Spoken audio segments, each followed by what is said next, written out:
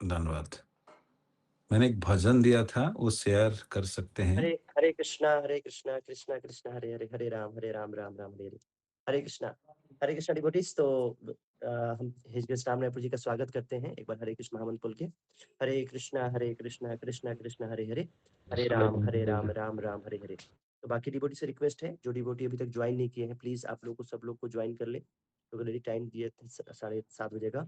और बाकी डिवोटी से रिक्वेस्ट है कि अपना आप वीडियो ऑन कर लीजिए, और सामने प्रोजेक्ट के जो क्लास है, प्लीज कॉपी पेन पे नोट्स बना के अच्छे तरीके से सुनिएगा, क्योंकि बहुत इंपॉर्टेंट टॉपिक जो क्लिप चल रहा है वो है क्लिप लेक्चर ऑफ इंस्ट्रक्शन। और अभी हम स्क्रीन पे शेयर कर रहे हैं एक वैष्णव सॉन्ग जो प्रभु जी गाएंगे। तो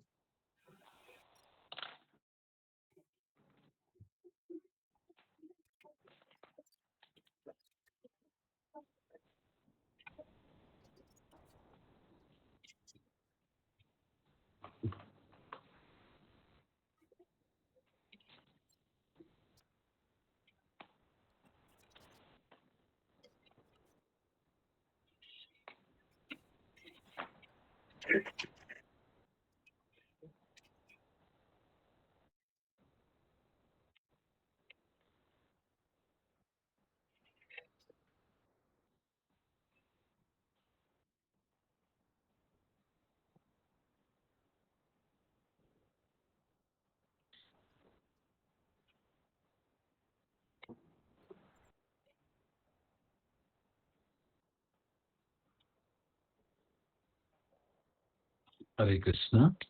तो सबका हार्दिक स्वागत है।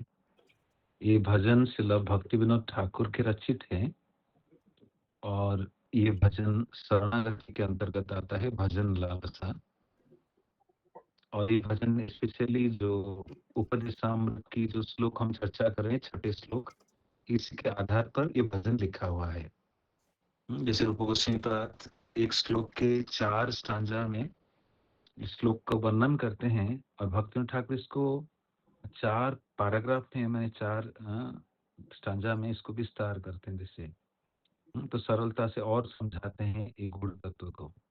तो आचार्यगण जब कभी कुछ रचना करते हैं, वो कंडेंस फॉर्म में रहता है, गाढ़ा रूप में रहता है, जैसे हम राबड़ी खाते हैं। तो हम उस रिलीजियस कोड को उतना गाढ़े से समझ नहीं पाएंगे, इसलिए बीच में आचार्यगण आते हैं, इसके भाव को और कैसे इसको अपने जीवन से प्रयोग करें, सरल रूप से प्रस्तुत करते हैं धार्मिक सिद्धांतों को। बड़े सुंदर भजन है शरणागति के। हरि हे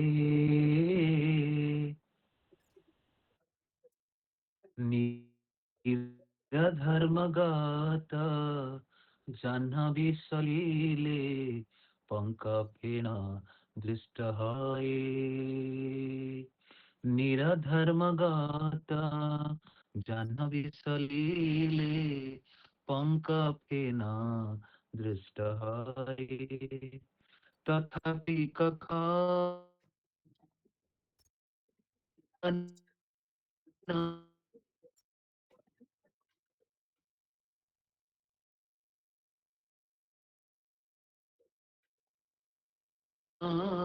ब्रह्मद्रवधर्म, तथापि कखन ब्रह्मद्रवधर्मे। कभू नहीं जड़, तथापि जे निंदे, पड़े से বিষম ধর্মে। সেই अपराधे जमिर যাতন, पाए जीव अविरत।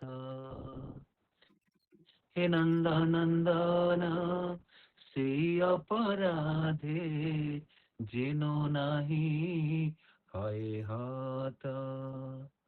তোমার বৈষ্ণব বৈভব তোমার, আমারে করুণা দয়া।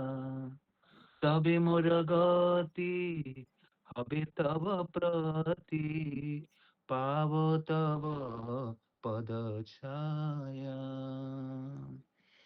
जय वैष्णव ठाकुर, जय वैष्णव ठाकुर, वैष्णव ठाकुर जय वैष्णव ठाकुर, जय भक्ति विनोद ठाकुर, जय भक्ति विनोद ठाकुर, भक्ति विनोद ठाकुर, जय भक्ति Vinod Thakur.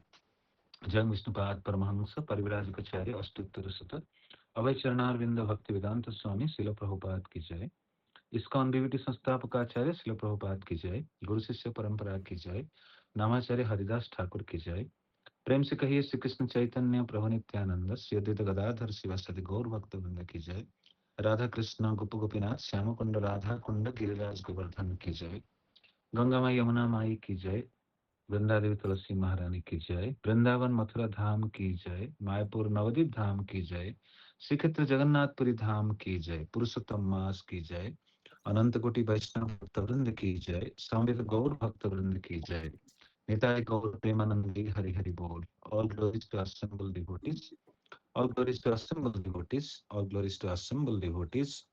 All glories, all glories, all glories to Sri Guru and Gauranga. ॐ अज्ञानतिमिरन्धस्य ज्ञानञ्जनशलाकया चक्षुरुन्मिलितं येन तस्मै श्रीगुरवे नमः।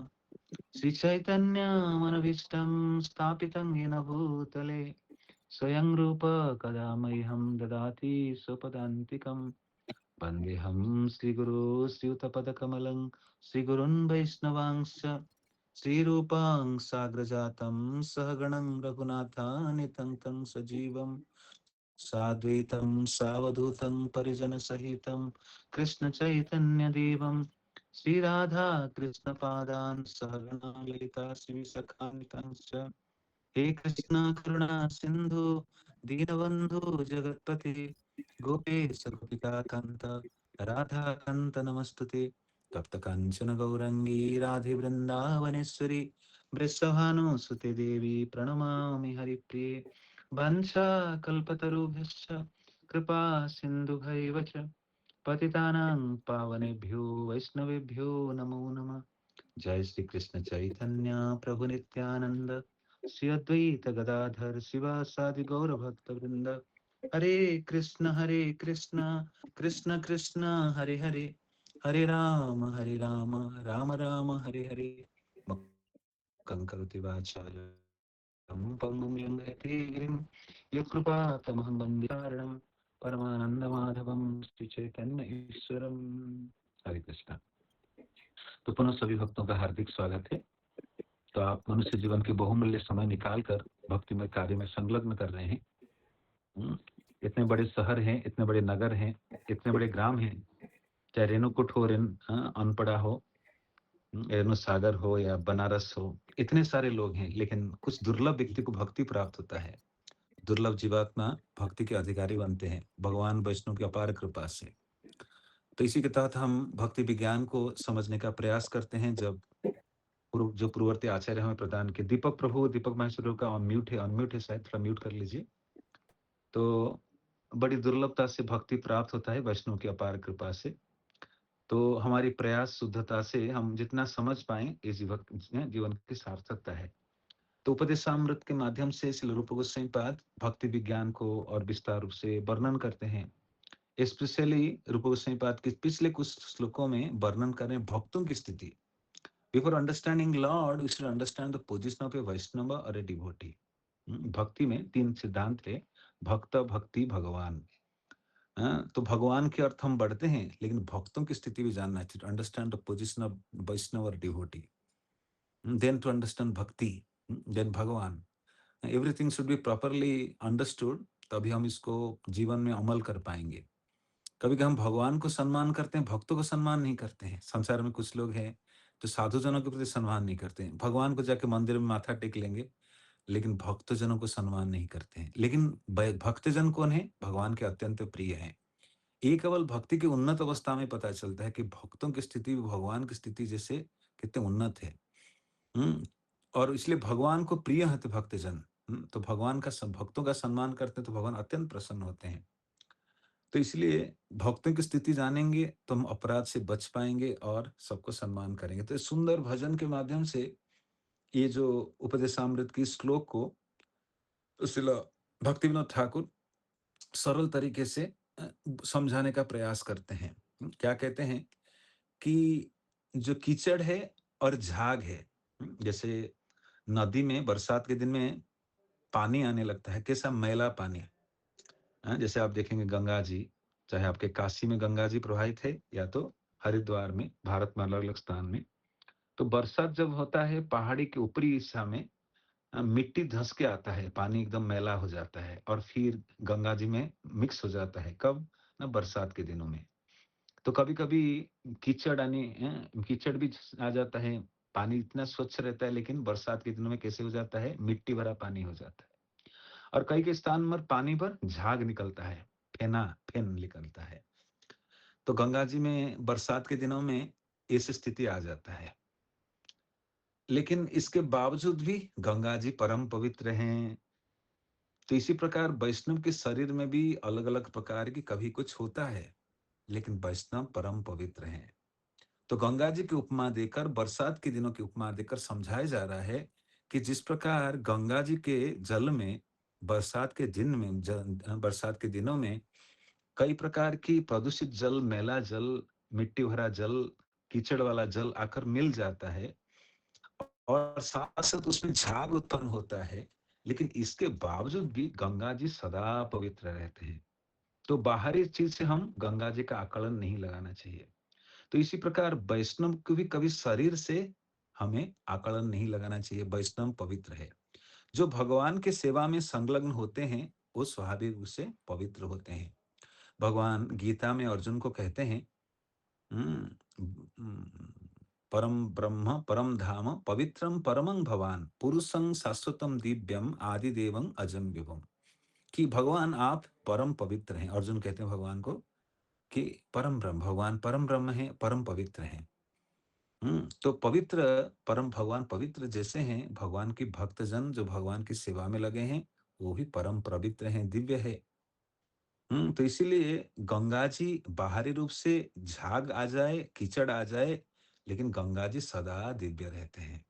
जिस प्रकार गंगा जी पवित्र हैं, दिव्य हैं, इसी प्रकार भगवान के भक्त जो सदा भगवान की भक्तिमय सेवा में लगे रहते हैं, उनके शरीर भी दिव्य है।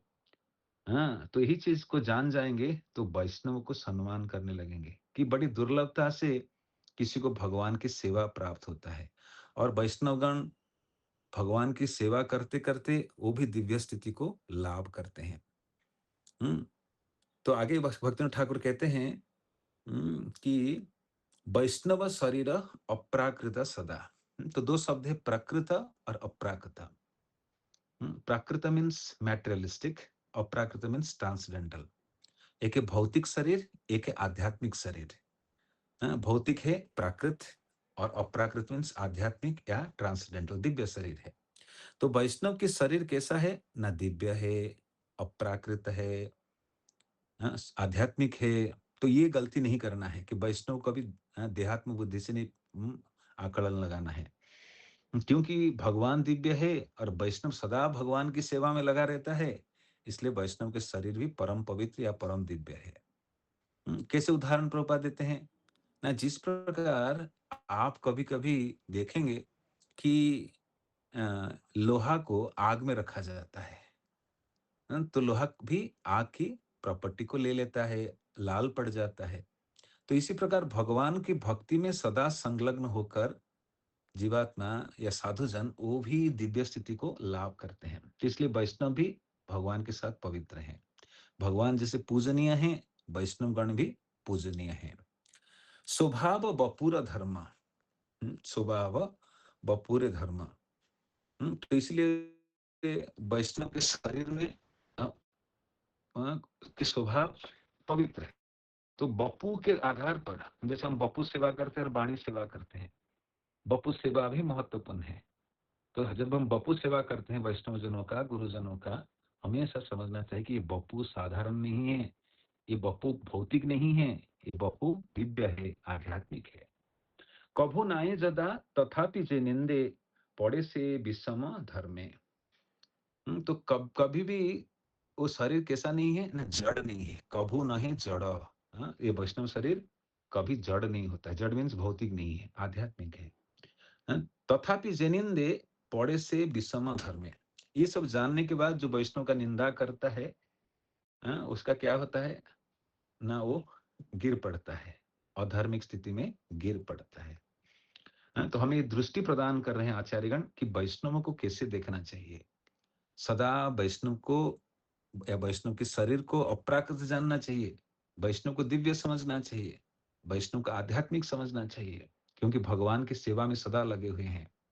भले ही वैष्णव के शरीर में बाहर में कभी कभी किसी को कोढ़ की बीमारी लगता है, कुछ शरीर में फोड़ा आ जाता है, या शरीर में कुछ बीमार ग्रस्त हो जाते हैं, स्किन डिजीज हो जाता है, पसीना आ जाता है, इसके बावजूद भी वैष्णवगण परम पवित्र है।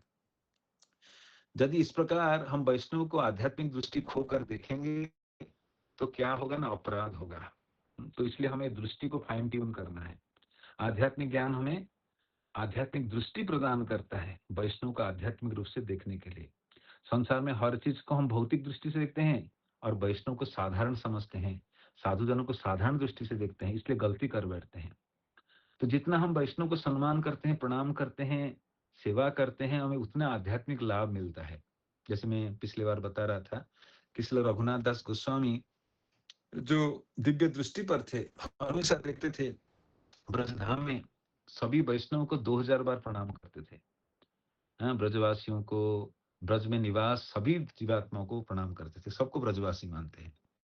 जिस प्रकार कहा जाता है कि राज्य में निवास करने वाले सभी प्रजा है, तो इस प्रकार ब्रज में वास करने वाले सभी ब्रजवासी है। ये उन्नत वैष्णव इस दृष्टि से देखते हैं, पेड़ पौधा सबको प्रणाम करते हैं कि ब्रज में वास कर रहे हैं, और ब्रज में वास करने वाले सबको एक चिन्मय है, चेतनशील है, भगवान की सेवा में कोई अचेतन नहीं होता है, दिव्य है। पेड़ भी सेवा कर रहा है, पौधा भी सेवा कर रहा है। जिसे श्री चैतन्य महाप्रभु सुंदर रूप से जो प्रवेश करते हैं, ढूले ढूले गोरा चांद हरि गुण गाए, आसिया वृंदावने नाचे गोरा राय, ढूले ढूले गोरा चांद हरि गुण गाए। तो महाप्रभु जो आते हैं सबको हरिनाम देते हैं। कौन? पेड़ पौधा वृक्ष लता, सभी मोर हिरन सबको नाम देते हैं। तो इस प्रकार सबको भगवान क्या करते हैं, दिव्य बना देते हैं, जो उनकी सेवा में लगे हैं। तो कभी भी तो हम जब ब्रजधाम जाते हैं हमारी दृष्टि नहीं खोना चाहिए। ये गुल्म लता पर्वत सब कोई आध्यात्मिक है, चेतनशील है, तो उनको उसी दृष्टि से देखना चाहिए, गलती नहीं करना चाहिए। तो अगर कोई अपराध करता है, ये दृष्टि ये ज्ञान प्राप्त करने के बाद भी अनजाना बना रहता है या निंदा फिर भी करता है वैष्णव जनों को, तो ये वास्तविक अधार्मिक स्थिति में गिर जाता है। इस प्रकार अधार्मिक स्थिति में गिरने से क्या होगा, भक्तिनाथ ठाकुर कहते हैं, सेई अपराधे जमे रजत ना पाए जीव अविरत। इसी अपराध के कारण कि वैष्णव को साधारण समझना। आप जो प्रातःकालीन समय 10 नाम अपराध करते हैं, पहला अपराध क्या है कि भगवान की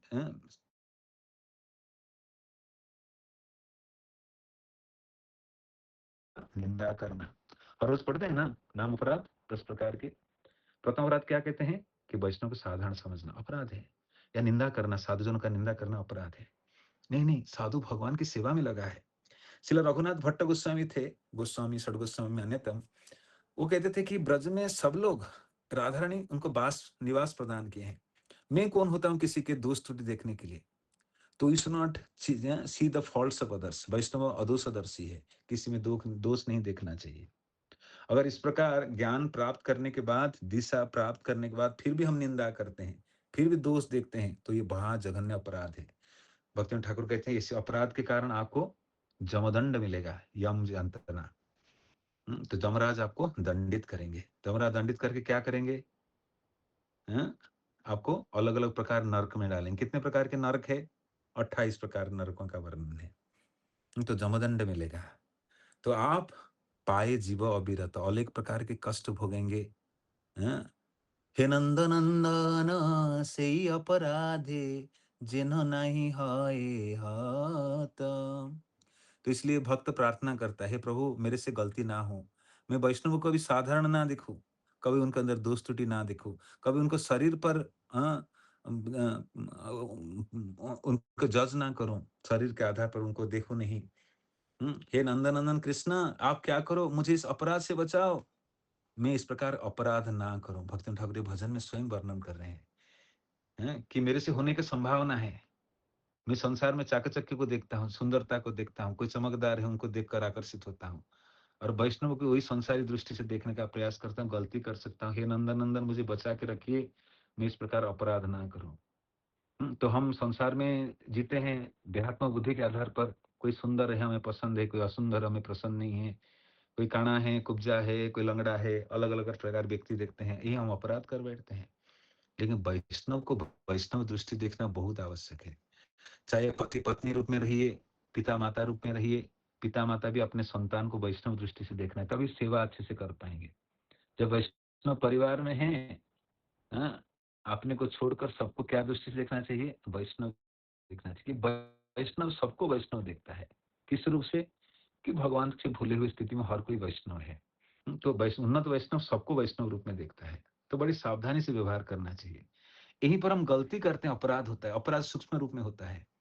घरों में रहते हैं, बाकी लोगों के साथ गलत बर्ताव करते हैं, गलत आचरण करते हैं, ये अपराध हो जाते हैं। हम जान नहीं पाते अपराध कर रहे हैं। लेकिन ये आध्यात्मिक दृष्टि रहेगा कि हर एक के हृदय में भगवान वास करते हैं। हर कोई भगवान के भक्त है, हर कोई भगवान की सेवा में लगा है, प्रत्यक्ष रूप से अप्रत्यक्ष रूप से।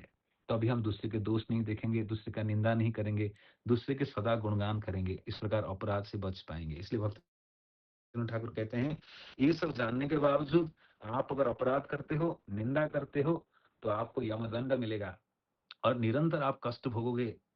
इसलिए प्रार्थना करें भक्तिविनोद ठाकुर, हे नंद नंदन सही अपराधे जिनो नाही है हत। इस प्रकार के अपराध से मैं अपराध के बस में ना आऊं, मेरे से ऐसे अपराध ना हो। तुम्हारा वैष्णव वैभव तुम्हार আমারে করুণা দয়া তবে মোর গতি হবে তব প্রদ ছায়া। ये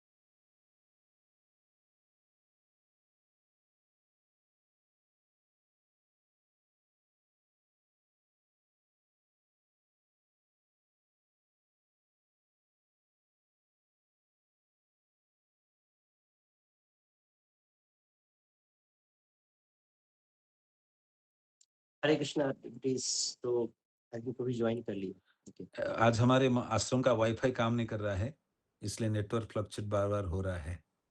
मैं कुछ डाटा रिचार्ज करके चला रहा हूँ, इसलिए नेटवर्क चला जा रहा है बार-बार। क्षमा चाहता हूँ। तो भक्तिविनोद ठाकुर तीसरे स्टांजा से प्रार्थना शुरू कर देते हैं, हे नंद नंदन सही अपराध है।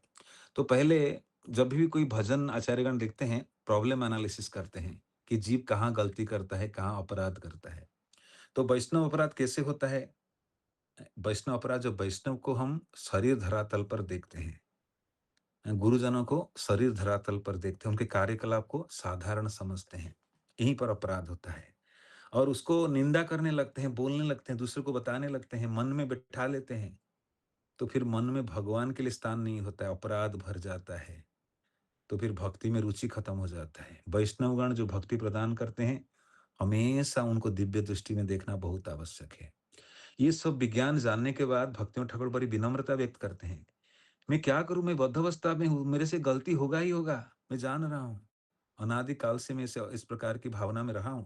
इसलिए मैं प्रार्थना करूं, हे नंद नंदन मैं इस प्रकार के अपराध ना करूं, वैष्णव को साधारण ना समझूं, क्योंकि ये वैष्णव आपके हैं, तुम्हारा वैष्णव वैभव तुम्हारा, कि वैष्णव को आप अपने ऐश्वर्य प्रदान करते हैं और वैष्णव आपकी महिमा वर्णन करते हैं।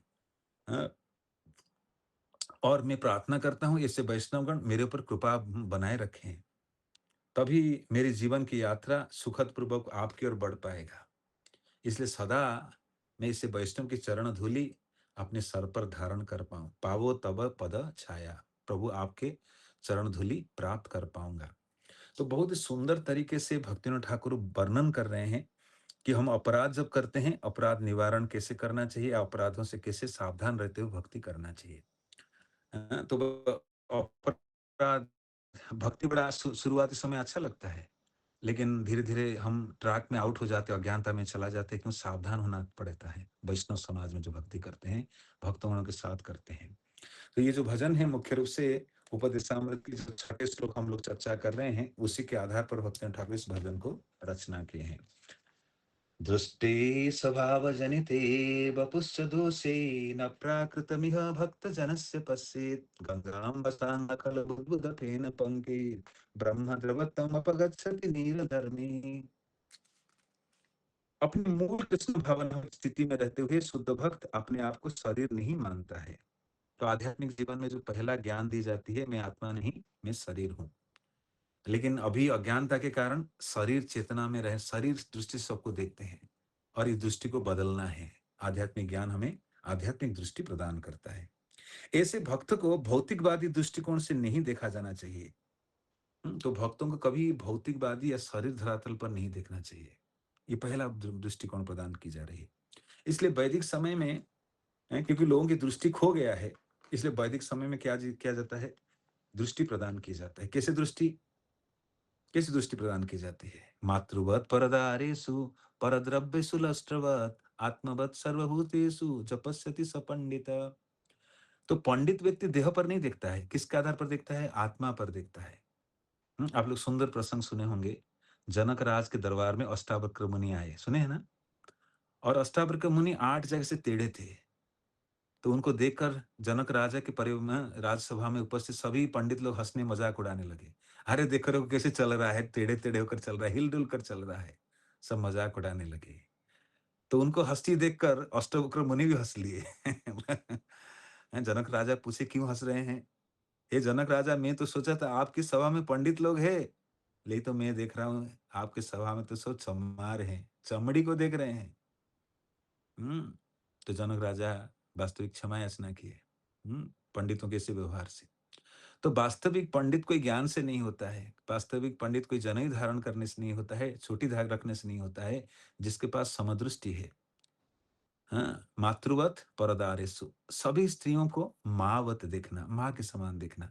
इसे प्रभुपाद ये संस्कृति प्रदान की है कि माताओं को संबोधन करे माता जी कहकर। शरीर धरातल पर नहीं देखना, माँ के समान देखना, सम्मान दृष्टि से देखना। मातृवत परदारेषु परद्रव्येषु लौष्ट्रवत्, दूसरे के वस्तुओं को कैसे देखना है? ना कबाड़े के समान, मल के समान देखना है। मेरी जरूरत नहीं, किसी और का है। आजकल पर द्रव्य के प्रति ज्यादा लोगों की दृष्टि जाती है, अज्ञानता की। पंडित व्यक्ति की ऐसी दृष्टि नहीं होता है। आप सब ब्राह्मण बन रहे हैं, पंडित बन रहे हैं, तो दृष्टि सुधारना चाहिए। तो श्रवण से हमारी दृष्टि सुधरता है, देखने की दृष्टि मिलता है। आत्मवत, परद्रव्येषु लौष्ट्रवत् आत्मवत सर्वभूतेषु, अपने जैसा ही सबको देखना है। हुँ, मैं एक जीवात्मा हूँ और सब भगवान के अंश हैं। मेरी भगवान के परिवार से सब मेरे संबंधित है। इसी दृष्टि से देखना चाहिए। भेदभाव नहीं करता है वैष्णव। वैष्णव भले ही सावधानी से व्यवहार करता है, लेकिन सबको आदर देता है, सबको सम्मान करता है। हाँ? जब वो पशु को देखता है, पक्षी को देखता है, सोचता है क्या कर्म के कारण उसको ये शरीर मिला है। लेकिन है तो ही आत्मा है, मेरी अंश है, भगवान के अंश है, मेरी परिवार का है। कर्मों के कारण वो चींटी बन बैठा है, वो कुत्ता बन बैठा है, लेकिन है तो वही है। आत्मवत् सर्वभूतेषु ज पश्यति स पंडित। तो खाली पंडित जी कहते हैं, लेकिन ये दृष्टि नहीं तो असल में पंडित जी नहीं। तो ये दृष्टि प्राप्त होता है आध्यात्मिक ज्ञान के द्वारा। तो पहला ज्ञान दी जाती है शरीर नहीं आत्मा। अगर आप आध्यात्मिक जीवन जी रहे हैं, तो आपको पहले दृष्टि सुधारना होगा। ये अज्ञानता से निकलना होगा। निसंदेह भक्त के निम्न कुल में उत्पन्न होने, उसके कुरूप चेहरे, विकृत शरीर या रोगी अथवा अशक्त शरीर की परवाह नहीं करनी चाहिए। तो यहाँ पर बहुत बड़ा गहरा उपदेश दे रहे हैं। हम तो इसे बाईपास करके चले जाते हैं, लेकिन बड़ी गंभीरता से पढ़ना चाहिए। इससे ज्ञान रहेगा तो दृष्टि भी बदलेगी।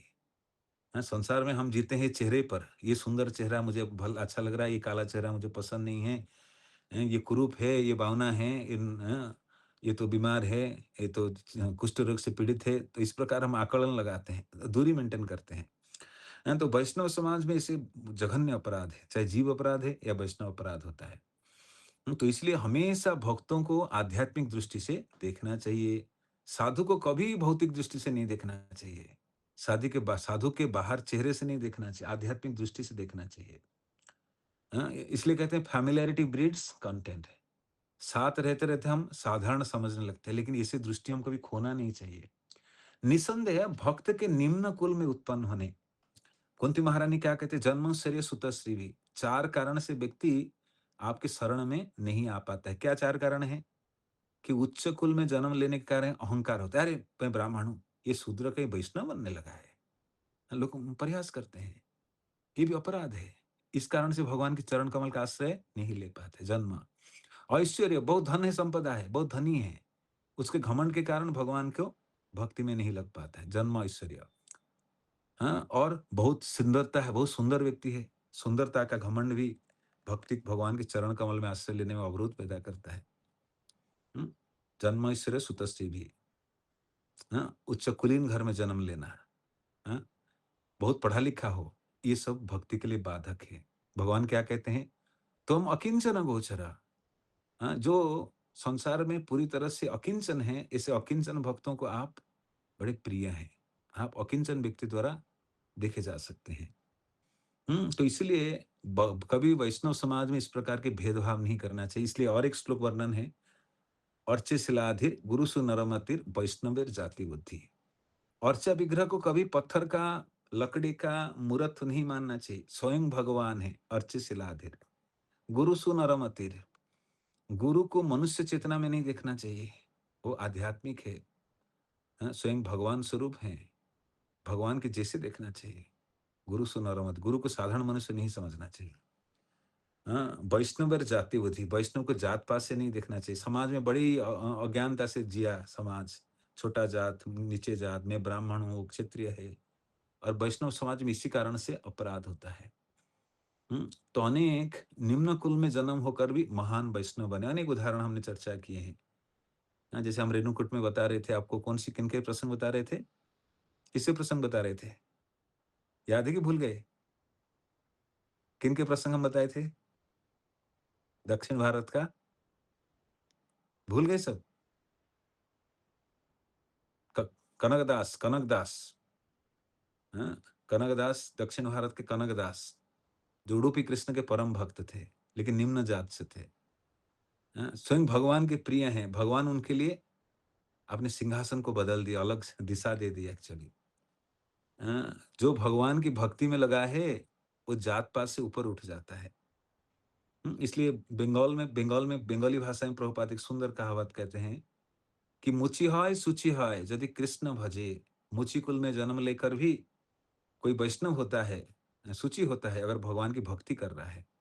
और ब्राह्मण होकर भी अगर भक्ति नहीं कर रहे, आजकल समय ब्राह्मण जात के कोई शर्मा है, त्रिपाठी है, कोई जूता कारखाना में काम कर रहा है, कोई नाई की दुकान चला रहा है, वो सूची कार्य में नहीं लगा है, ब्राह्मण वाला कार्य में नहीं लगा है, लेकिन उच्च कुल में जन्म लेने के बाद भी वो मुची कहलाता है कि ब्राह्मण कुल का असल कार्य में नहीं लगा हुआ है। जैसे आप लोग सुने होंगे नारद मुनि और वो मोची की कहानी सुने हैं ना, जो बरगद के पेड़ के नीचे मोची बैठता था, और नारद जी आए और ब्राह्मण भी था। बोला नारद जी कहाँ आप जा रहे, क्या कर रहे हैं? मैं भगवत धाम जा रहा हूँ भगवान से मिलने, आपका कोई सवाल हो तो पूछो। तो आप ये प्रसंग बड़े विस्तार से सुने होंगे। नारद जी प्रश्न लेकर, पहलू लेकर आए, ब्राह्मण पहलू का उत्तर नहीं दे पाए, लेकिन मोची भगवान की श्रेष्ठता को बता पाई।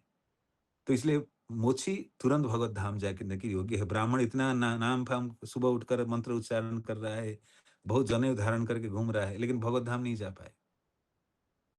लेकिन मोची आसानी से भगवत धाम जा सकता है, क्योंकि असली में भक्ति कर रहा है।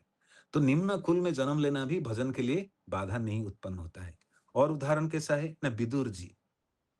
विदुर जी शूद्राणी के पुत्र थे। हाँ, लेकिन भगवान दुर्योधन की मेवा त्यागे, साग विदुर घर खाई। हाँ, विदुरायण के केला छिलका खाने लगे, साग खाने लगे।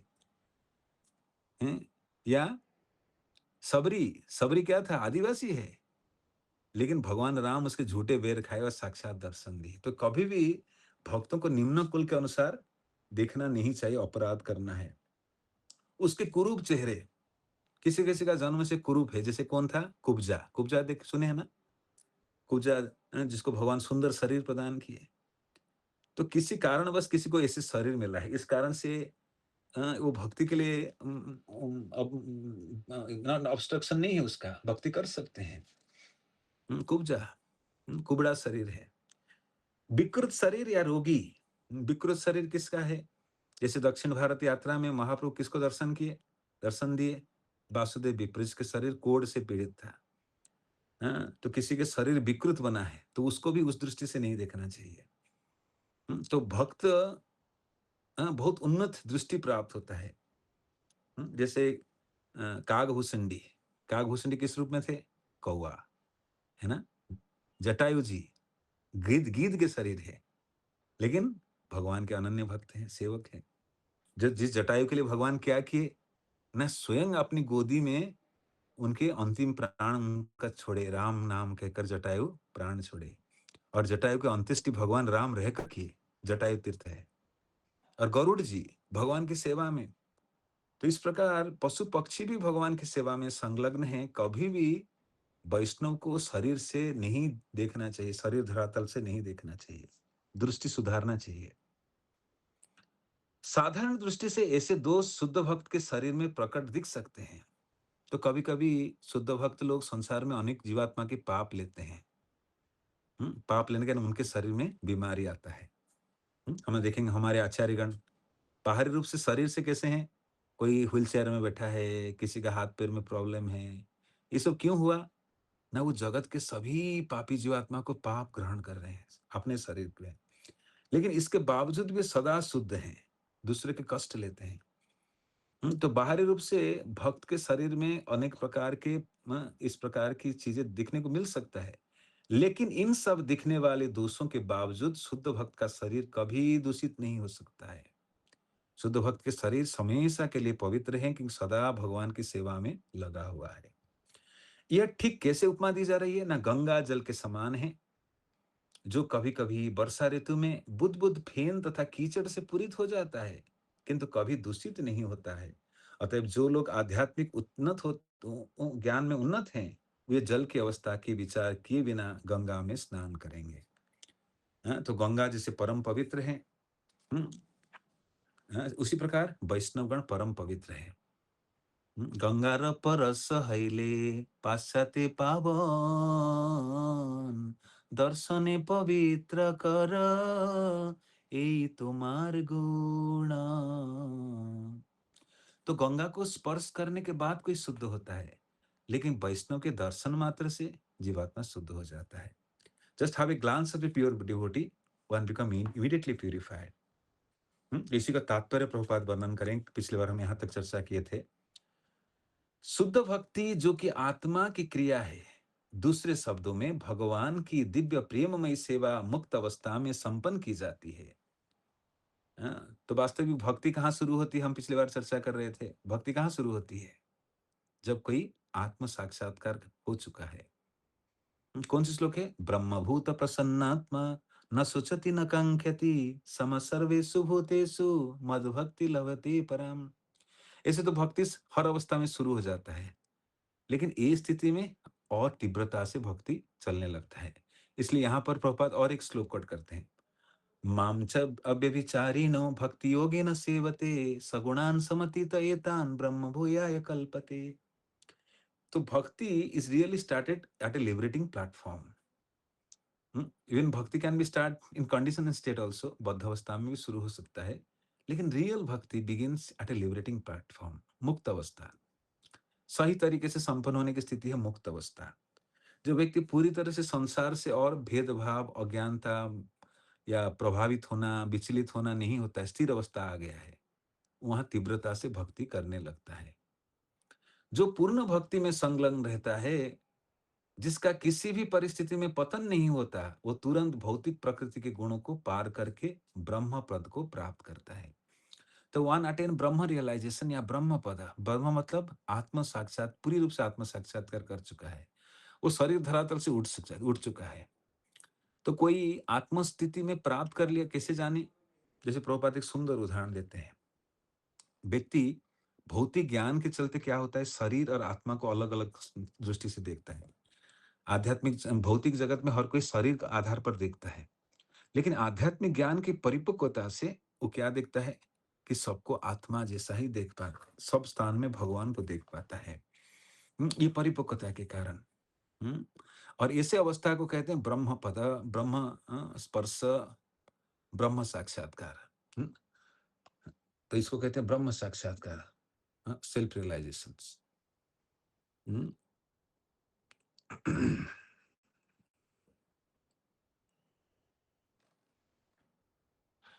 अव्यभिचारिणी भक्ति का अर्थ है कि अनन्य भक्ति। जो भक्ति कभी असंपन्न नहीं होता है, निरंतर चलता रहता है, सदा चलता है। ऐसे भक्ति को कहते हैं अव्यभिचारिणी भक्ति। एक है व्यभिचारी, एक है अव्यभिचारी। अनब्रोकन भक्ति लाइक कभी बंद नहीं होता है। बाधा आए, विघ्न आए, रोग आए, समस्या आए, जटिलता आए, भक्ति नहीं रुकना चाहिए। ये अव्यभिचारिणी। व्यभिचार भक्ति माने रुक के चलता है, अव्यभिचारी मतलब कोई रुकता नहीं है। ये एकाग्र, अव्यभिचारी मतलब वन पॉइंट अटेंशन जैसे भक्ति करते हैं, भगवान की भक्ति। भक्तिमय सेवा में रत मनुष्य को भौतिक इच्छाओं से मुक्त होना चाहिए। तो ये शब्द बड़ी महत्वपूर्ण है, समझने वाली बात है। संसार में लोग भक्ति कहीं भी जोड़ देते हैं। भगवान से फायदा लेने आते हैं, धन, जतन, रत्न चाहिए, सुंदरी कविता चाहिए। ये भक्ति नहीं है, ये भौतिक व्यापार है। जब भगवान प्रहलाद महाराज बोले, हे प्रहलाद, मैं बहुत खुश हूँ, कुछ मांगो। तो प्रहलाद महाराज, मैं लोग कोई व्यापारी नहीं हूँ प्रभु, मैं आपसे कुछ मांगना नहीं चाहता, आपसे प्रेम मांगता हूँ। आप मुझे सेवा में लगाए रखे, मैं यही मांगता हूँ और कुछ नहीं मांगता हूँ। यदि चेतना को भौतिक भोग की ओर लक्षित किया जाता है, तो वो भौतिक चेतना है, और यदि कृष्ण की सेवा में लक्षित किया जाता है, वो कृष्ण भावनामृत कहलाता है। तो प्रभुपाद एक शब्दों का प्रयोग के बड़ी सरल है। लोग भक्ति को नहीं समझ पाते हैं पाश्चात्य जगत में। प्रभुपाद क्योंकि अमेरिका गए, अमेरिका में भक्ति कैसे समझाए, कि इंग्लिश मैन है। ऐसे प्रभुपाद के लिए कठिन नहीं था भक्ति समझ, लेकिन एक सरल शब्द प्रयोग किया, कृष्ण भावनामृत। आपकी चेतना में, मन में सदा कृष्ण रह रहे हैं, तो आप उन्नत स्थिति में हैं, भक्ति मार्ग में हैं। अन्यथा संसार में डूबे हुए हैं। तो यदि चेतना को, मन को, भावना को संसार में लगा रहे हैं, तो हम भौतिक चेतना में हैं। अगर हम इसको कृष्ण में लगा रहे हैं, तो हम वास्तविक आध्यात्मिक चेतना या कृष्ण चेतना में हैं। तो यही अंतर है। बड़े सरल शब्द है, लेकिन आप प्रयोग में हम फेल मार जाते हैं। हमारी स्वभाव, कुत्ते के पूंछ क्या होता है, पुनः मुड़ जाता है।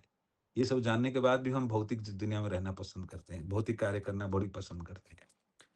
शरणागत व्यक्ति बिना भौतिक विचार के ही कृष्ण की सेवा करता है।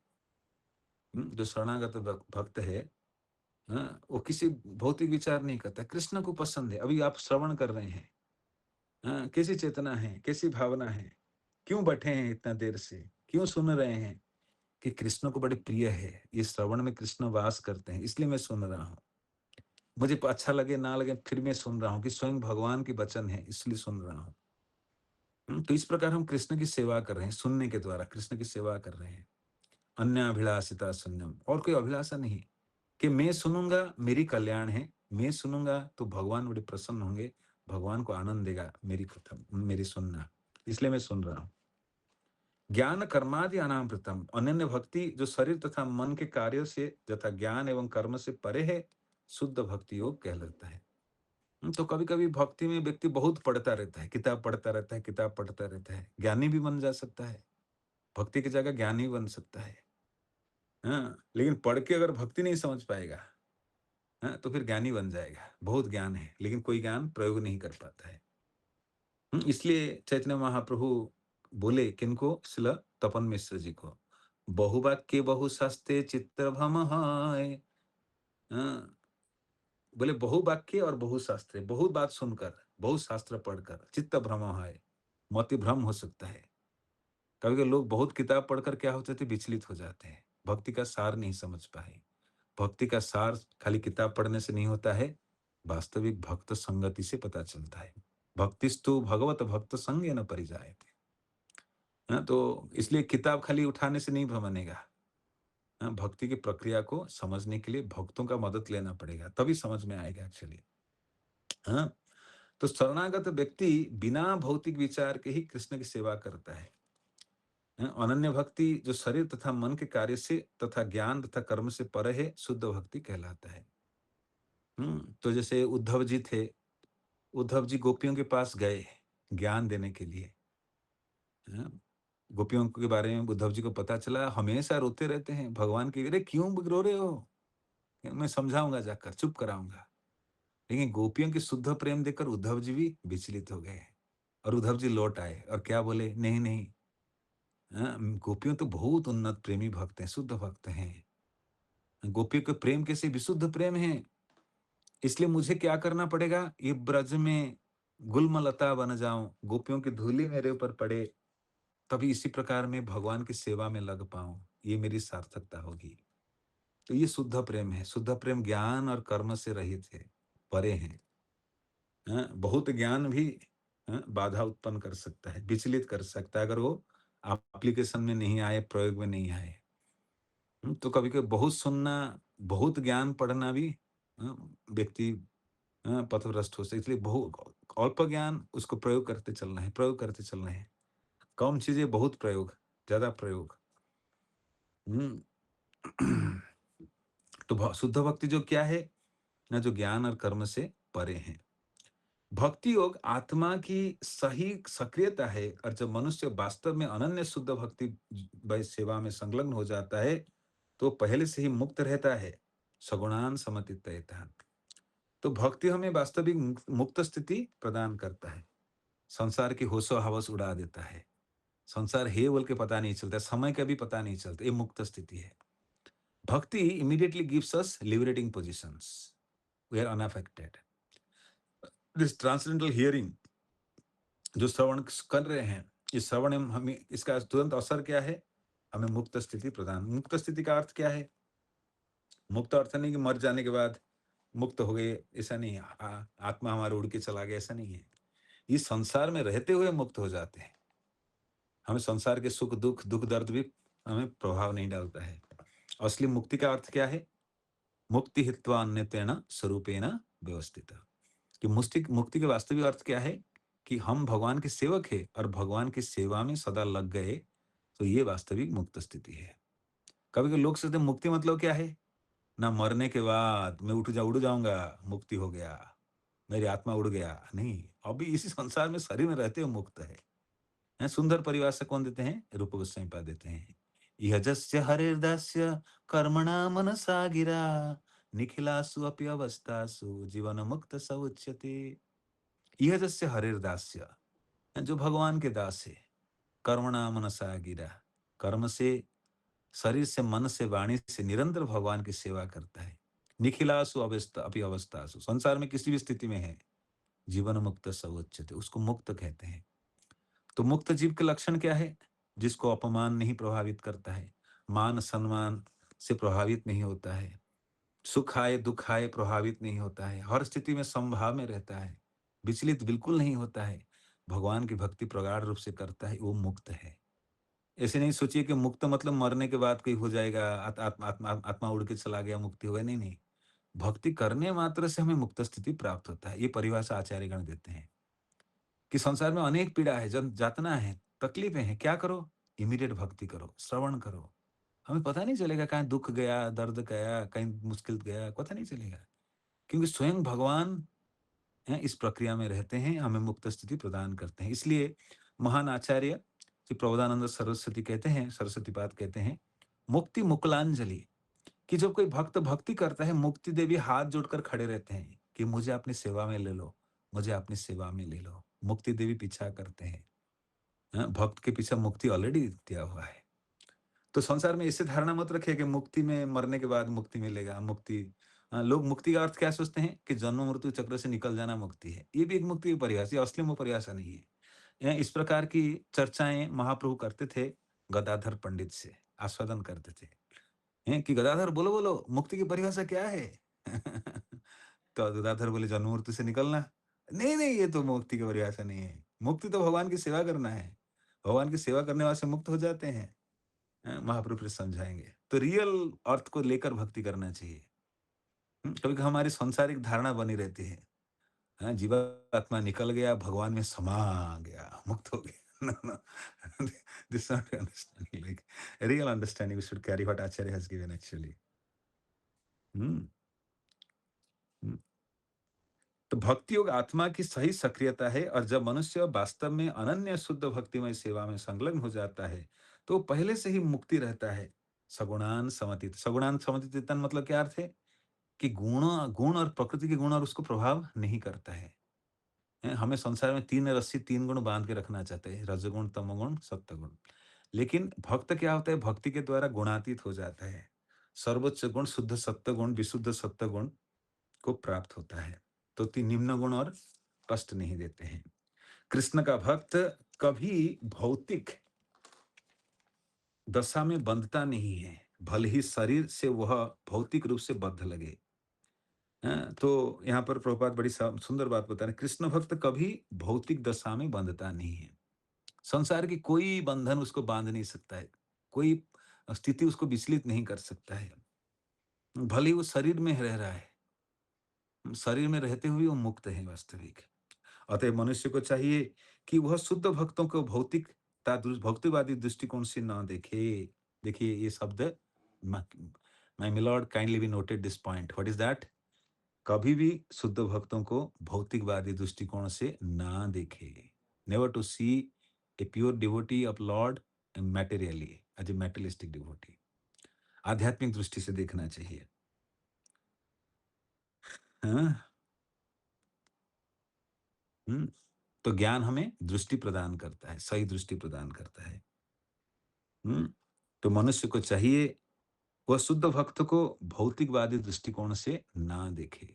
तो हमारी दृष्टि बदलना होगा, भक्तों को सही रूप में देखना होगा। अरे भगवान की सेवा में लगा हुआ है, दिव्य है, दुर्लभ है ऐसे व्यक्तित्व, इस सम्माननीय है, आदरणीय है, हैं? और भगवान की जैसे तुल्य पूजनीय है। हम्म, तो कभी भी भौतिकवादी दृष्टि शरीर धरातल पर ना देखे, अपराध करते हैं। जब तक कोई वास्तव में भक्त नहीं होता, तब तक वह दूसरे भक्त को ठीक से पहचान नहीं पाता है। तो भक्तों को भक्त रूप में कब देखेंगे? जब हम रियली भक्त बनेंगे। तो हम भक्त कैसे बनते हैं, कौन बताएगा? प्रश्न है, हम भक्त कैसे बनते हैं? How one become devotee? Who would like to answer? How one become devotee? भक्त कैसे बनते हैं? प्रभुपाद यहाँ बहुत सुंदर बात लिख रहे हैं कि जब तक कोई भक्त नहीं बनता है, दूसरों को भक्त दृष्टि से नहीं देख पाता है। ये शब्द बड़ी गहरा बात है, ये बात समझना चाहिए। प्रभुपाद क्या कहना चाहते हैं? क्या कहना चाहते हैं? सुनिए, दोबारा बोल रहा हूँ। जब तक कोई वास्तव में भक्त नहीं होता, तब तक दूसरे भक्त को ठीक से पहचान नहीं पाता है। हाँ, क्या क्या मतलब है?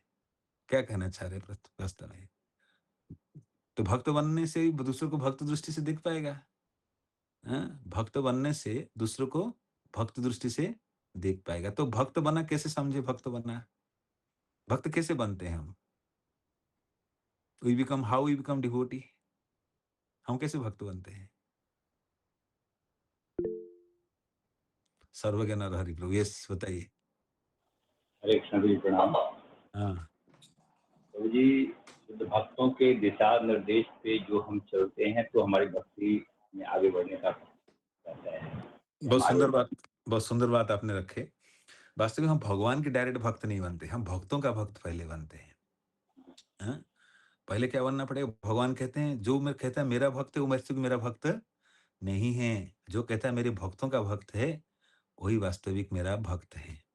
आदि पुराण में भगवान ही कहते हैं अर्जुन को, जो कहता है मेरा भक्त है, वो वास्तविक मेरा भक्त नहीं है। लेकिन जो कहता है मेरे भक्तों का भक्त है, वही वास्तविक मेरा भक्त है। We become devotee by becoming devotee of a devotee, not direct devotee like. इसी भक्त को भगवान ग्रहण भी नहीं करते जो सोचता है मैं डायरेक्ट भगवान का भगत हूँ। न पहले भक्तों का भक्त बनना पड़ेगा। इसलिए दुर्वासा मुनि प्रसंग में अम्बरीश महाराज क्या कहते हैं, भक्तिर भक्त जनप्रिय, कि जो भक्तों का भक्त है वो मुझे अत्यंत प्रिय है, भगवान कहते हैं।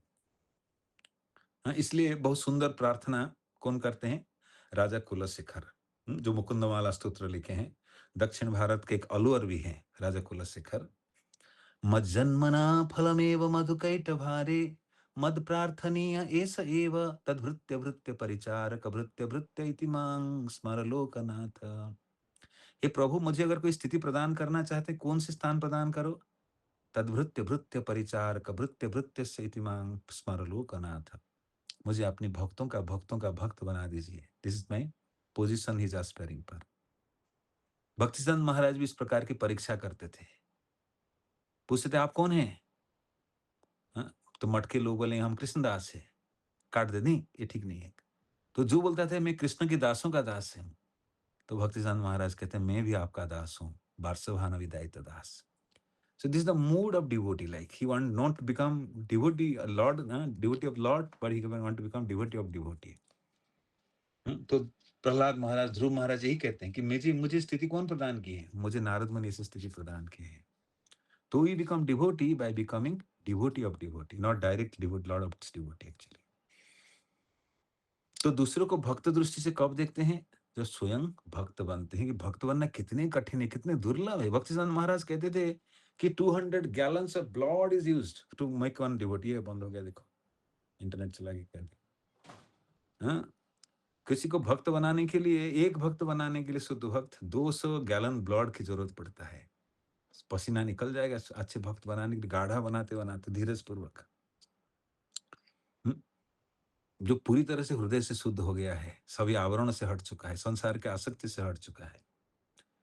जैसा कि पिछले श्लोकों में बताया गया है, भक्त 3 प्रकार के होते हैं, कनिष्ठ अधिकारी, मध्यम अधिकारी तथा उत्तम अधिकारी। कनिष्ठ अधिकारी भक्त तथा अभक्त में अंतर नहीं कर पाता। तो केवल उन्नत स्थिति में भक्त की स्थिति को समझ पाते कि भक्ति कितना दुर्लभ है। अरे वो भक्ति कर रहा है, आनंद होता है। संसार के लोग तो देखते प्रयास के भगत बन गया, प्रयास करते हैं लेकिन असल में जो रियली भक्ति करता है जानते हैं ये भक्ति मार्ग कितने दुर्लभ, इसको भक्ति प्राप्त हुआ है, कितने मुश्किलात में अपने आप भक्ति को बचा पाया है, कितने आनंद की बात है। दूसरा भक्त दूसरे भक्त का आनंदित होता है। संसार कितने जटिल स्थान है, लेकिन ये भक्ति कर रहे हैं, अमेरिकन भक्ति कर रहे हैं, रशियन भक्ति कर रहे हैं, आनंदित होते हैं। लेकिन संसार जो अज्ञानी व्यक्ति है, थर्ड क्लास व्यक्ति को क्या करते हैं, प्रयास करते हैं, बड़ा भगत बनता है, शुद्ध भगत, प्याज नहीं खाता है, चाय नहीं पीता है लोग प्रयास करते हैं क्योंकि अज्ञान है। चलिए, तो जो कनिष्ठ भक्त हैं क्या करते हैं, वो इस प्रकार मजाक उड़ाते हैं कि वो अन्य को भक्त रूप में नहीं देख पाते हैं। उसे तो केवल मंदिर में केवल अर्चा विग्रह का पूजन से प्रयोजन रहता है, किंतु मध्यम अधिकारी भक्त तथा अभक्त में और भक्त तथा भगवान में अंतर कर सकता है। इस तरह पूर्ण पुरुषोत्तम भगवान भक्त तथा अभक्त के साथ भिन्न भिन्न आचरण करता है। तो एटलीस्ट भक्ति का असली आस्वादन मध्यम अवस्था में शुरू होता है, जो भगवान को सम्मान करने के साथ भक्त का भी सम्मान व्यक्ति करता है। तो इसलिए ये भक्ति प्रक्रिया बड़ा दुर्लभता से प्राप्त होता है। तो इसलिए बार बार कहा जा रहा है, कभी भी भक्तों को शरीर धरातल पर नहीं देखना चाहिए, बौना, बीमार, कुरूप, रोगाग्रस्त, इस दृष्टि से नहीं देखना चाहिए। यदि ऐसे दोषों हो भी तो उनकी उपेक्षा कर देनी चाहिए। तो दोष महत्वपूर्ण नहीं है, वो भक्ति में हो महत्वपूर्ण है, भगवान की सेवा में लगा है। कोई बौना है, कोई लंगड़ा है, कोई आशा लकड़ी लेकर चल रहा है, फिर भी वो भगवान की सेवा में लगा हुआ है। जिस बात पर ध्यान देना चाहिए वो है शुद्ध भक्ति या परमेश्वर के प्रति शुद्ध सेवा, और ये गुरु का मुख्य कार्य है। जैसा कि भगवत गीता के 9:30 में कहा गया है, अपि चेत सुदुराचारो भजन्ते मां अनन्य भाग साधुरेव समन्तव्यं सम्यक विभूति स्थितो हि स। तो चाहे कोई व्यक्ति कितने भी घृणित करके आया हुआ हो, अगर भगवान की भक्ति में स्थित है, उसको महात्मा मानना चाहिए। उसको सामान्य व्यक्ति नहीं समझना चाहिए। इसलिए बार-बार इस चीज़ को दोहराया जा रहा है कि कभी भी भक्तों को साधारण दृष्टि से नहीं देखना चाहिए, शरीर के आवरण पर नहीं देखना चाहिए, आध्यात्मिक दृष्टि से देखना चाहिए। यही गलत करने के कारण भजन में बाधा उत्पन्न होता है या अपराध होता है। So one should be very cautious into dealing with pure devotee. तो जो ये स्थिति को समझ गया वो कम से कम कनिष्ठ से मध्यम स्तर तक आ जाता है। Okay, I will stop here. Any questions anyone has can put forward before we wind up? किसी कुछ प्रश्न है मन में तो पूछ सकते हैं। हरे कृष्ण प्रभु जी, धन्यवाद, प्रणाम। धन्यवाद। प्रभु जी, ये पूछ रहे हैं। शुभंकर प्रभु। हाँ जी प्रभु जी, जैसे शुद्ध भक्त, शुद्ध जो है वैष्णव प्रवचन कर रहे हैं, उसी समय कोई वैष्णव जो है प्रसाद निकाल के खा रहे हैं, उसको बोलना अपराध है? कि दूसरा कोई किसी वैष्णव को जिम्मेदारी दे दिया है, वो काम समय से ना कर ले, वो भी अपराध है? आपकी आवाज बड़ा गूंज रहा है, थोड़ा माइक से दूर बोलेंगे? थोड़ा मैं सुन नहीं पा, रिफ्लेक्ट हो रहा है। हाँ। प्रभु जी, जैसे शुद्ध भक्त, शुद्ध वैष्णव में प्रवचन कर रहे हैं। हरे कृष्ण प्रभु जी। हाँ, सुन पा रहा हूँ, बताइए। शुद्ध वैष्णव प्रवचन कर रहे हैं, सत्संग कर रहे हैं, उसी समय प्रसाद निकाल के कोई वैष्णव प्रसादी खा रहे हैं, तो उस समय बोलना अपराध है? तो वैष्णव के क्रियाकलाप हम नहीं समझ पाएंगे। वो किस भाव में है, क्यों पा रहा है। एक वैष्णव की सदाचार है, हम करेक्शन देने वाले नहीं होते हैं। हम उनको उस समय नहीं बोल सकते हैं और बाद में मिलकर प्रश्न कर सकते हैं कि मुझे मेरे मन में एक शंका था, मैं पूछना चाहता हूँ, ऐसे विचार मेरे में चल रहा है। कभी मैं अपमानित नहीं करना चाहिए सबके भीड़ में, क्योंकि वैष्णव के कार्यकलाप हम नहीं समझ पाए। हमारी अपनी धारणा है कि वैष्णव को ऐसे नहीं करना चाहिए, ऐसे नहीं करना चाहिए। कुछ सदाचार रखा गया है कि प्रवचन के समय खाना नहीं चाहिए, पीना नहीं चाहिए, लेकिन आधुनिक समय में कई कारण हो सकता है। जैसे प्यास लगती है, पानी पीते हैं, किसी को कुछ पेट की बीमारी है, शारीरिक असुविधा है, या बहुत व्यस्तता के बीच कभी प्रवचन देने जाते हैं। कई कारण हो सकता है, हम नहीं जानते हैं। तुरंत हम कुछ गलत कर दें तो अपराध हो सकता है, क्योंकि उनके भाव को हम नहीं समझे क्यों इसे कर रहे हैं। कोई दवाई भी खा सकते हैं, आपको लग रहा है कुछ खा रहे हैं, दूर से वो दवाई भी खा रहे हैं। कभी-कभी एक भक्त हैं, वो देखे कि क्लास चल रहा है, दूसरा मोबाइल चला रहा है। बोले ये कैसा भक्त है, मोबाइल चला रहा है? बाद में पता चला वो दूसरे भक्त से बात कर रहे थे, क्यों मोबाइल चला रहा था? उसमें नोट बना रहा था, क्लास का नोट बना रहा था। लेकिन दूसरा भक्त अज्ञान से समझ नहीं पाया। म्यूट कर लीजिए शुभंकर प्रभु थोड़ा, आपके इको हो रहा है। यस। तो दूसरा भक्त सोचा क्या कर रहा था? वो तो मोबाइल चला रहा था। अरे नहीं, मोबाइल नहीं चला रहा था, वो तो नोट बना रहा था। तो हमारी अपनी दृष्टि बना हुआ है। तो मिस्टेक नहीं करना है, बड़ी सावधानी से। अगर मन में आ भी जाए तो हम बाद में जाकर उनसे पूछ सकते हैं, लेकिन चैलेंजिंग नहीं, बड़ी विनम्रता भाव से पूछ सकते हैं। ठीक है, समझ में आया? जी प्रभु जी, जब मान हाँ लीजिए जी। प्रभु जी किसी को जिम्मेदारी दे दिया है, वो जिम्मेदारी नहीं निभाए, तो भी बोलना अपराध है? उस स्टेज में नहीं बोलना है, और हमें हमें विनम्रता से बोलना है, चैलेंजिंग लड़ाई झगड़ा करके नहीं बोलना है। अगर हम सबके सामने बोलेंगे बड़े अपराध है एक्चुअली। क्योंकि हम सोच रहे हैं किसके आधार पर हमारी जो कुछ बट बैठ गया है कि हम समझ रहे हैं वो ही कर रहा है, लेकिन असल में कुछ और भी कर रहा होगा। किस कारण से कर रहा है, जानना चाहिए। इसे करने के पीछे क्या कारण है, क्यों कर रहे हैं इसे। किसी व्यक्ति को तुरंत आप जज नहीं कर सकते उसके कार्यकलाप से, कुछ और कारण रह रहा होगा, उसको क्लैरिटी लेना चाहिए, तब भी जाके करना चाहिए। अचानक किसी के कार्यकलाप से बाधा उत्पन्न करना, सेवा में बाधा उत्पन्न करना, ये अपराध है एक्चुअली। तो बड़ी सावधानी से डील करना चाहिए वैष्णव समाज में। समझ आ रहे हैं, समझ पा रहे हैं प्रभु जी? जी प्रभु जी, डिसिप्लिन तो होना चाहिए प्रभु जी। हाँ, डिसिप्लिन तो होना चाहिए, सदाचार पालन होना चाहिए, लेकिन कुछ-कुछ नियम जो है व्यतिक्रम भी हो सकता है कि उच्च उच्च लक्ष्य के लिए निम्न नियम को तोड़ा जा सकता है। है ना? जैसे आज आधुनिक समय में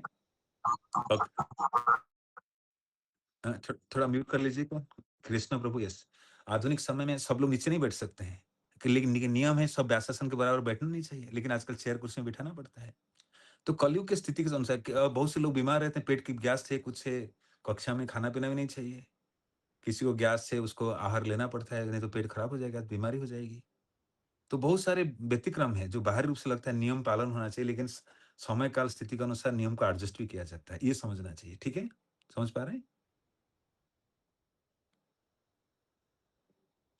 okay, anyone more, any questions?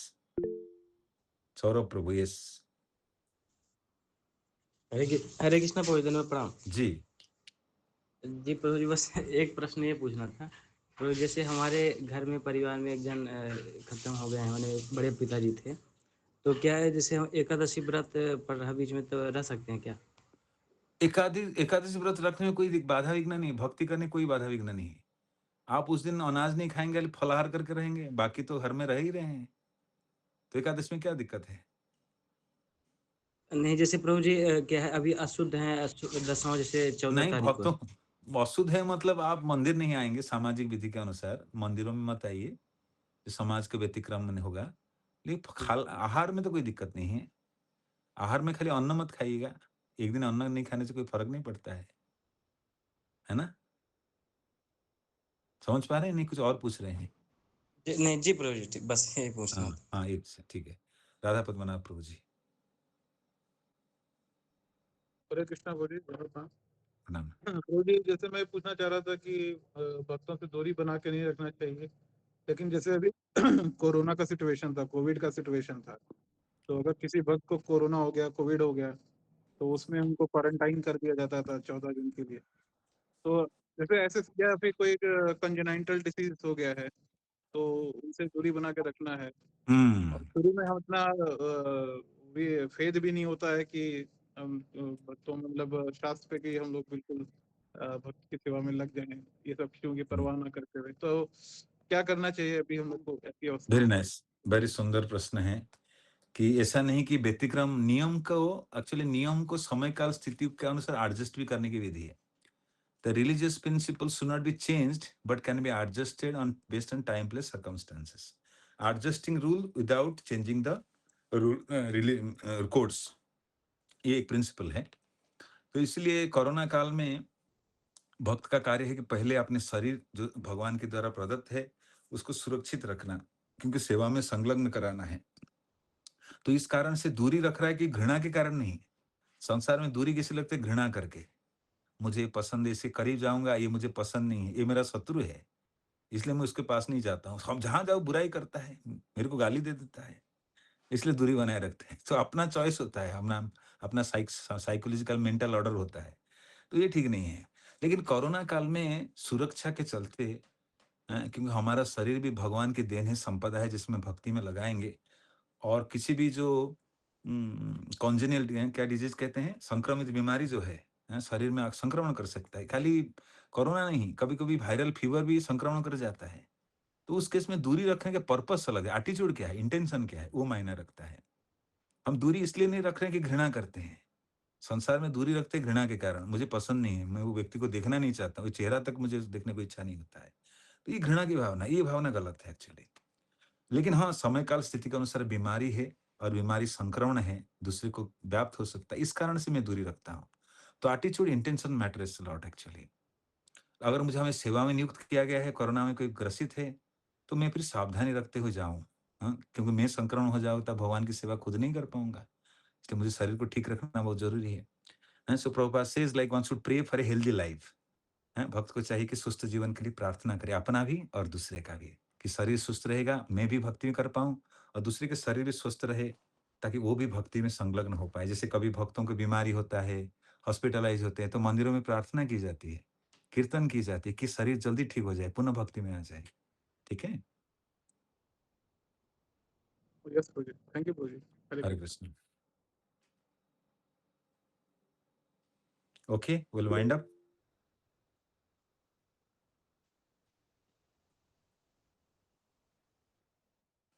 Some more questions? Raising hands, Sarvagana, please. Hare Krishna ji, प्रणाम। प्रणाम, yes. आज ही टेम्पल में एक वक्त को संक्रमण से कुछ प्रॉब्लम था, तो मेरे साथ ऐसा हो गया।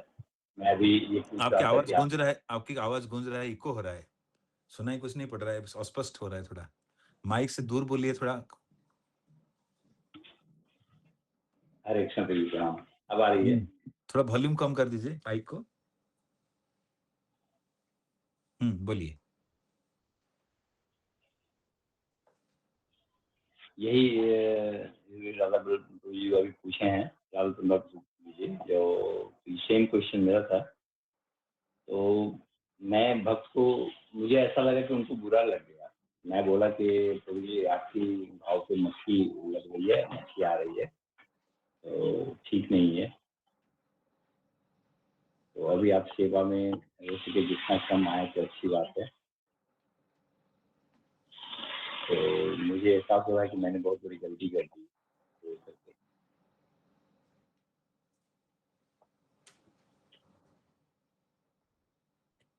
तो हमें क्या करना चाहिए इस स्थिति में? क्वेश्चन थोड़ा स्पष्ट नहीं हो रहा है, मैं ऐसे सुन नहीं पा रहा हूँ। किसी को समझ आ रहा है तो बता सकते हैं, मैं थोड़ा सुन नहीं पा रहा हूँ। अभी प्रभु जी जो क्वेश्चन किए सेम क्वेश्चन था, और अभी आज मैं एक भक्त के साथ ऐसा व्यवहार हो गया मेरे से अभी शाम को। तो हम ना ऐसे निर्णय ना इमोशनली होके ना करें, शास्त्र के निर्देश अनुसार करें। हाँ जी, वो खराब सोच लेगा, क्या होगा, हाँ, तो ऐसे निर्णय ना ले। हमें शास्त्र के अनुसार करना चाहिए, क्या करना चाहिए ऐसे परिस्थिति में। शास्त्र क्या बोलता है? कोई अगर बीमार है, हमें प्रेरणा मिल रही है शास्त्र के निर्देश अनुसार, उनकी उपस्थिति से और लोग संक्रमण होंगे, बीमार फैल जाएगा, तो फिर उनको मंदिर आने के लिए हम निवेदन कर सकते, जबरदस्ती नहीं कर सकते हैं, हम निवेदन कर सकते हैं। तो इसमें कोई अपराध नहीं है। चाहे उनको हट हट हो जाए, लेकिन हमें जनसमूह की स्वार्थ हेतु हमें निवेदन विनम्रता से कहते हैं, जोर जबरदस्ती नहीं कर सकते हैं। तो हमें भावुकता से किसी को माने ये नहीं होना चाहिए। हमेशा शास्त्र निर्देश पे चलना चाहिए कि शास्त्र साधु गुरु क्या कहते हैं, वैसे परिस्थितियों में क्या करना चाहिए। हाँ, तो very practical way we should deal, like very spiritually और डिवोशनली डील, नहीं तो वी विल बी कमिटिंग अपराधस। हाँ, तो परिस्थिति केवल सांसारिक इमोशन से नहीं चलता है, रादर शास्त्र निर्देशन बहुत जरूरी है, उसके अनुसार होना चाहिए। बड़ी मैच्योरली डिसीजन लिए जाओ, इंस्टेंटली हड़बड़ी में नहीं ली जाती है, कोई भी परिस्थिति हो, बड़ी मैच्योरली ली जाती है। तो उसमें सांप ना मरे, लाठी ना टूटे, अपराध भी ना हो और जो महत लक्ष्य है वो भी पूरा हो, इस प्रकार होना चाहिए। ओके, धीरेन्द्र आर्य प्रभु। हरे कृष्ण प्रभु जी, दंडवत प्रणाम। दंडवत प्रणाम। मेरे एक प्रश्न ये था कि जैसे भक्ति करने के लिए आत्म साक्षात्कार जो होना है वो किस तरह से होता है, हम कैसे समझे कि आत्म साक्षात्कार कैसे किया जाए? आत्म साक्षात्कार अर्थ में शरीर नहीं, मैं आत्मा हूँ, ये पहला लक्षण है जी। हाँ, तो ये खाली अभी ज्ञान रूप में है और धीरे धीरे साक्षात्कार गाढ़ा होता जाता है जैसे हम भक्तिमय पालन करते हैं। तो प्रभुपाद कहते हैं संसार में, स्पेशली सनातन धर्म में, मैं शरीर नहीं आत्मा हूँ, सब जानते हैं, जी। लेकिन उससे उस साक्षात्कार को और तीव्र किया जा सकता है कैसे? न भक्ति के बल से। जी। हैं कि जब भगवान के सेवक रूप में कार्य करते हैं, तो स्वतः सेवा के द्वारा हम भूल जाते हैं शरीर को और आत्मज्ञान में स्थित हो जाते हैं। ये जितने भी ज्ञान हैं, ये हमें यही इस धरातल पर लाता है कि मैं शरीर नहीं आत्मा हूँ। और ये सब भक्तिमय कार्य वास्तविक आत्मा के स्वभाव है और मैं संसार में शरीर के आधार पर जीता हूँ। मैं शरीर हूँ, मेरी पत्नी शरीर है, मेरी पुत्र शरीर है, संसार में सब शरीर के आधार पर वस्तु मेरा है। तो ये सब अज्ञानता धीरे-धीरे जाता है जब असली ज्ञान आता है कि ये वस्तु कुछ स्थायी नहीं है। ये शरीर भी मेरा नहीं, ये मन भी मेरा नहीं, सब भगवान की देन है। ये भगवान की शक्ति है और इसकी सार्थकता है कि भगवान की सेवा में संलग्न करना। जी। तो इस प्रकार जब चेतना की अपलिफ्टमेंट होता है, चेतना प्रगतिशील होता है, तो फिर हम भक्तिमय स्थिति में आते हैं एक्चुअली। भावना में परिवर्तन आता है। यस। जी प्रभु, धन्यवाद। हरे कृष्ण। हरे कृष्ण।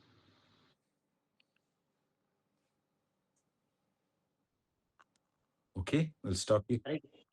हरे कृष्णा डिवोटीज, कोई डिवोटी का कोई प्रश्न है? रोली माता जी, आवाज नहीं आ रहा, म्यूट है शायद, म्यूट है, अनम्यूट कर लीजिए। हाँ, हरे कृष्णा प्रभु जी, दंडवत प्रणाम। धन्यवाद माता जी। प्रश्न क्या, बहुत अच्छा लगा आपने जो उस चीज को बताया कि जो नॉर्मल जो डेकोरम है कि वैष्णव को ऐसे होना चाहिए, ऐसे वो शिष्टाचार जो होना चाहिए वो है, लेकिन जो कुछ प्रॉब्लम्स हैं उन प्रॉब्लम्स के चलते जो कोई मतलब वो होता है, जैसे आपने कहा किसी को दवा खानी है, मोबाइल, ये उदाहरण आया, तो इसमें कुछ वैष्णव भक्त सोचने लगते हैं कि वो उतने वैष्णव नहीं हैं। ये ऐसे वाइब्रेशंस मिलते हैं, तो ये हर्ट करते हैं प्रभु जी। मतलब ये मैंने कहीं न कहीं कुछ फ़ील किया है, मतलब ऐसा है तो वो चीजें हर्ट करती हैं। और मतलब ये संभाव होना चाहिए कि नहीं, जब हम एक ग्रुप में हैं सब लोग, तो एक सब में संभाव होना चाहिए। तो ये कहीं ना कहीं वो एक्चुअली ऐसा भाव आता है तो हमें हमें अपने को ठीक रखना है, दूसरे को जज नहीं करना चाहिए। कौन कैसी स्थिति में भक्ति कर रहा है। किसी का कोई घर में बहुत जरूरी काम है इसलिए मोबाइल पकड़ के क्लास में बैठा होगा, कह नहीं सकते हैं। किसी को शरीर में दर्द है, वो चेयर पे बैठा है, नीचे नहीं बैठ पा रहा है। किसी को प्यास लग रहा है, नियम तो है पानी तक नहीं पीना चाहिए, एकाग्रचित्त में श्रवण करना चाहिए, कार्यक्रम भाग लेना। किसी के शरीर में बहुत कठिनता है, हम नहीं समझ सकते हैं। तो इसलिए before judging others, even though etiquette is there, सदाचार है जिसको हमें उल्लंघन नहीं करना चाहिए, पालन करना चाहिए। किसी को पूछना भी हो, मेरे मन में शंका आ रही है, मैं पूछ सकता हूँ विनम्रता भाव से, लेकिन दूसरे को परेशान ना करूं, अपराध ना करूं, दूसरे को जज नहीं करना चाहिए किस कारण से कोई कैसे आचरण कर रहा है। Rather we should tune our focus more on Krishna and more object in services. हमें अपने आप को ज्यादा एकाग्र करना चाहिए सेवा हेतु, rather judging others. Judging mentality is very offensive actually. जी प्रभु जी। धन्यवाद। Hare Krishna. Hare Krishna. Hare Krishna. Any question? Both this is a very important and especially जब हम भक्तों के संग में रहकर जब हम भजन करते हैं तो वैष्णव आचरण क्या व्यवहार होना चाहिए, तो ये बहुत अच्छा अवसर है। कोई कोई प्रैक्टिकल प्रश्न है तो पूछ सकते हैं प्लीज। जिनका हो गया हाथ हटा लीजिए, remove your hands like raising hands. Okay, we'll stop here. Thank you. Okay. So we are really very grateful to His Grace Ram Rai Ji. How is giving the practical answer? कि मतलब एक normal एक भक्त है जो भी भक्ति में स्टार्ट किया है या भक्ति में कुछ समय तक है, उसके मतलब चीज को जैसे एक डिवोटी से मेरे कुछ दिन पहले चर्चा हो रहा था, तो कह रहे थे डिवोटी इज शेयरिंग दैट कि प्रभु जी जिस तरीके से बताते हैं कि बहुत ही अच्छे तरीके से हम समझ लेते हैं। तो हम बहुत ही सौभाग्यशाली है प्रभु जी का कि प्रभु जी जो हर सैटरडे को हमें टाइम दे रहे हैं। तो मेरा डिवोटी से रिक्वेस्ट है कि जो प्रभु जी की बताई हुई चीज को, क्योंकि भक्ति में हम तब आगे बढ़ेंगे जो प्रभु जी बताई हुई चीज को हम अपने जीवन प्रैक्टिस करेंगे। सिचुएशन आएगा, लेकिन सिचुएशन में कैसा रिएक्ट करते हैं वो प्रभु जी का इंस्ट्रक्शन सबसे बड़ा इंपॉर्टेंट रहेगा। तो मेरा डिवोटी से रिक्वेस्ट है कि जो प्रभु जी बताए हैं प्लीज आप लोग अच्छे से नोट्स बनाइएगा, और जैसे हम जो क्लास होता है, क्लास से पहले आप लोग आके स्टार्ट करिए, जिससे और भी डिवोटीज का बेनिफिट मिल सकता है। तो हम डेली प्रभु जी का बहुत ही कृतज्ञ है for every Saturday is coming and giving the association to the instruction, and गुरु के लिए सबसे बड़ा हमारे लिए इम्पोर्टेंट क्या है? इंस्ट्रक्शन। उनके इंस्ट्रक्शन को हम लेके क्या कर सकते हैं? भक्ति में आगे बढ़ सकते हैं। तो हम प्रभु जी का बहुत ही कृतज्ञ हैं। तो प्रभु जी को हम धन्यवाद देना चाहेंगे। वन टाइम लाउडली चैंटिंग हरे कृष्णा कृष्णा कृष्णा हरे हरे, हरे राम हरे हरे। हिज ग्रेस राम नारायण प्रभु जी की, जगत गुरु श्रीला प्रभुपाद की जय। Thank you so much. Hare Krishna. Hare Krishna.